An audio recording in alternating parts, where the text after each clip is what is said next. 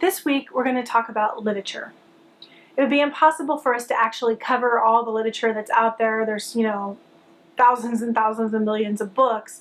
But I'm basically going to talk to you about how to enjoy literature, what to do with it when you actually read it. I have you reading a book as well, and so you're getting a little glimpse of that also. So I look forward to looking at those papers and really understanding your thought processes on it. But here's some steps that you can do as you read. First, don't take everything at face value. A lot of times authors will use figurative language, such as symbolism or similes, metaphors, personification, these sort of things, elements that help them, and devices that help them write a better story, that make it deeper. So don't always take things at face value. Fiction isn't always about what the writer is trying to tell you. Most of the time it's about what the writer isn't trying to tell you. So you have to really dig deep and find the layers of what is being said. I can remember when I first took my first literature class in high school, I loved when we got to stories like Edgar Allan Poe's Masque of the Red Death, and actually diving into what else is being said besides what is on the page. So just really understand that. And then also remember, fiction takes us to a new world, a world that we never get to discover on our own in this lifetime. And so it's a chance for you really to gain insight into a world you never would experience otherwise. And then also just let it change you, find different perceptions and alter, your thinking a little bit. I love when I get to read a good Christian book that's actually well written, and how it can actually affect me spiritually. I mean, that's a great tool. And so I just want you to have a chance to really enjoy fiction for what it is.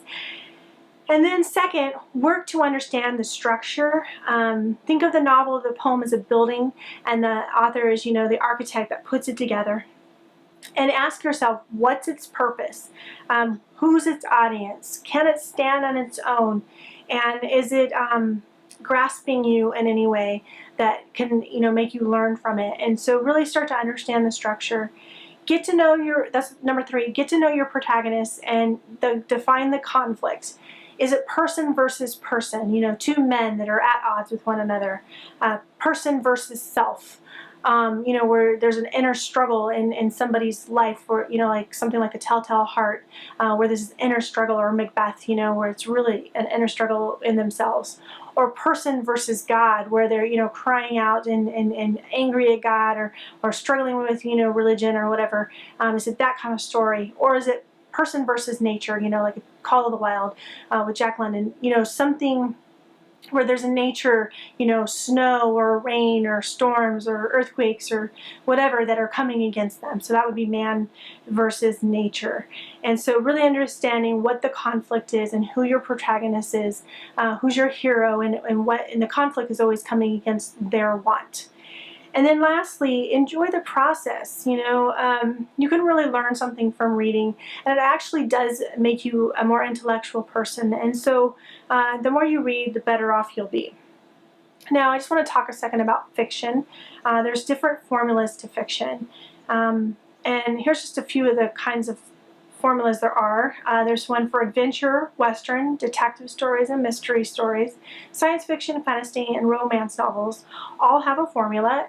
Their purpose is for entertainment, but that does not mean they don't have a depth to them. And most famous authors will actually use a formula, but there's like a second layer to it. And here's just what I mean by formulas. Here's a couple examples. The romance formula is girl meets boy, girl falls for boy, girl loses boy, girl gets boy back in the end. And there always has to be a happily ever after, as writers call it an HEA, happily ever after. And if it doesn't have that, then it's not considered a romance. It's actually considered woman's fiction or some other genre, but not romance. Romance must have that formula. I actually have worked for a publisher that was a romance publisher, and if it did not come in that formula, they would not accept the book. So it has to have that formula. Another formula is a mystery, has a very distinct formula. Every mystery has a detective with some quirky flaw. I guess because no one likes the perfect hero, they always have some kind of flaw that works for them. They must have a great location, some place with great villains that, you know, are somewhere under the surface, you know. And then they must have suspects and clues and, you know, that big Scooby-Doo moment at the end where you find out, reveal who did it, you know, who done what has ever happened. So anyway, so that is the mystery formula. So understanding the different kinds of fiction is important. Here's just a thing for you to take with you as we end this lecture. First, analyze what is being said in the story. Second, interpret. What is the author trying to convey, and are they doing it well? And then lastly, evaluate. Does what you're reading hold any kind of validity to you, to the world, and what can you learn from it? And like every other art form that we've talked about, it is subjective. There is no opinion that is the wrong one. So I hope you'll go out and you'll read and enjoy it. God bless and have a great day.